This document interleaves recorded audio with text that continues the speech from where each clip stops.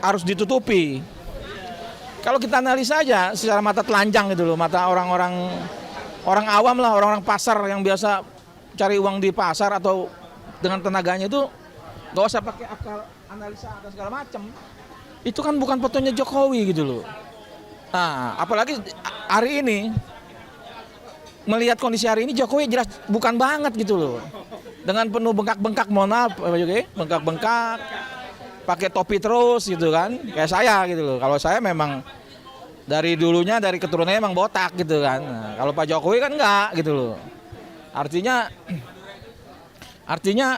kalau kita bicara jujur, Pak Jokowi berhentilah berbohong gitu loh. Berhentilah merekayasa ini gitu loh.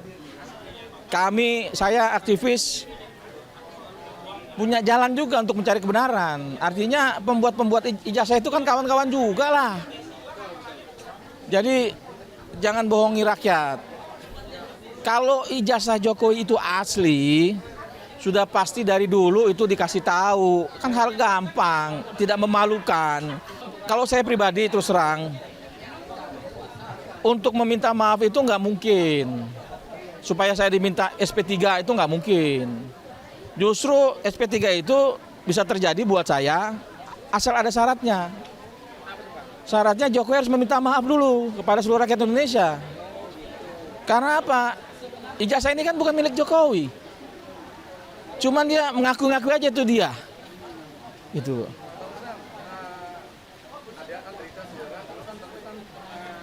Dekat lah ya sama Bang Egy kan ya. Dan bahkan Bang Rustam membawa kursi bedanya dalam bikin dukungan Bang Rustam. Dan ketika sebelum soal atau sesudah soal, adakah dia Bang Rustam atau WA? Sebelum sowan ke sana UGM ya, ke rumah Jokowi ya. Sebelum sowan malam itu kita rapat-rapat untuk menentukan siapa, dengan apa, bagaimana gitu loh. Ya biasalah, Bang Egy jadi ketua kan, mengatur sana, ngatur sini. Tapi yang membingungkan itu sampai hari ini saya bertanya-tanya, kenapa pada hari hanya Bang Egy nggak hadir. Nah, apalagi melihat kejadian seperti ini, saya malah mempertanyakan sekali, jangan-jangan ini ada sesuatu nih sebelum kita berangkat nih. Kan gitu, ya sesuatunya ya rakyat bisa menilai lah. Ya kalau Bang Egy selalu bilang buktikan, ya kalau buktikan ya buktikan aja dia dengan Allah lah. Kan begitu. Oke Bang, makasih Bang. Oke. Udah. Oke. Yang mana? Yang mana punya ibu yang mana punya ibu? Ininya mic-nya? Masih Bang Rustam. Oke. Dia masih. Oke, ya gimana? Mari. Nah, saya mau tanya tuh, seberapa yakin Bang Rustam dengan foto yang ada di jasa Jokowi itu adalah foto Soekarno? Kalau saya kan berdasarkan analisanya Rosuryo. Cuman yang pasti itu kan foto bukan foto Jokowi. Bisa aja ini saya bilang lebih mirip fotonya anak buahnya Bang Refli Harun ini. Oh iya betul. Iya kan, dengan kacamatanya. Justru dia lebih mirip yang di ijazah itu. Tapi ini tidak mirip dengan Jokowi. Jadi setelah saya kaji kawan-kawan aktivis, bahkan kawan-kawan kita yang dulu relawan Jokowi itu gitu loh. Ini ada garis benang merahnya lah. Nah, itulah yang kita cari berdasarkan analisanya Rosuryo, Rismon dan Dr. Tifa dan TPUA sendiri yang memang dari awal itu tidak meyakini itu fotonya Jokowi. Ketika itu dinyatakan itu palsu oleh ahli-ahli ini, 3 ahli ini, saya malah berkeyakinan kalau memang palsu, artinya ini ada pembuatnya dong. Oh iya. Nah, inilah yang lagi kita kaji, kita cari siapa pembuatnya.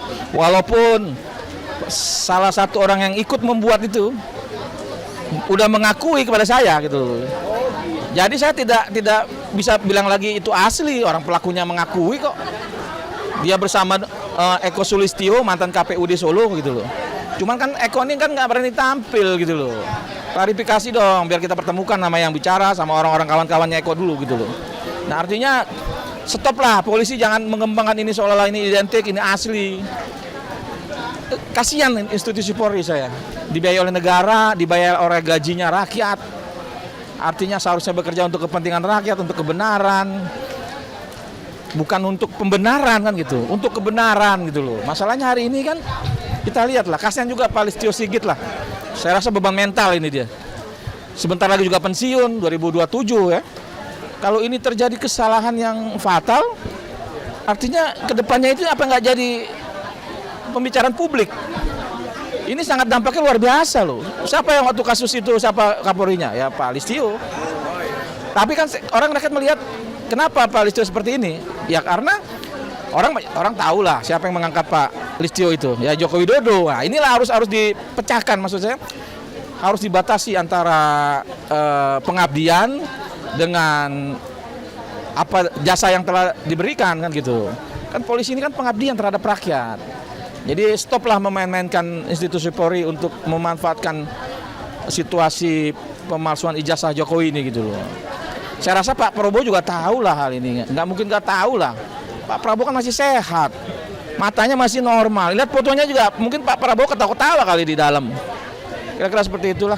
Oke. Bang Rustam, apakah ada tawaran restoratif justice terhadap kluster pertama ini? Oh ada dong. Kalau nilai dia nggak nawarin nilai, cuman tawarin untuk ini ke Solo, ke rumah Jokowi kan. Sampai tadi pagi sebelum berangkat ini aja masih di telepon dari semalam gitu loh. Ada tawaran untuk ke sana. Ya saya nggak tahu nih. Tawaran itu menguntungkan saya atau menguntungkan orang yang akan membawa saya kan gitu. Tapi tawaran itu bukan cuma SP3 tapi berupa uang juga mungkin. kalau uang sih belum ngomong ya kan. Cuman SP3 lah soalkan begini Bang Ustam. Gua nggak penting lo mau SP3 atau enggak. Gua cuma mau membuktikan ijazah ini asli apa enggak kan gitu aja. Satu pertanyaan Bang. Ini ada rakyat ragu Bang gitu. Antara Mulyono sama Dilmat yang ijazah sama ijazah dokteran. Gimana tuh Bang? Seharusnya nggak usah bingung rakyat ini. Dokteran siapa Bang? Ijazahnya? Jadi gini, ini kan banyak masukan-masukan ya yang orang-orang yang memang bantu kita bekerja di lapangan dari Solo sampai DKI sampai nasional. Jadi memang kata Dr. Zul itu bilang kalau ijazah itu memang Joko Widodo. Joko Widodo memang pernah kuliah kata di UGM gitu kan.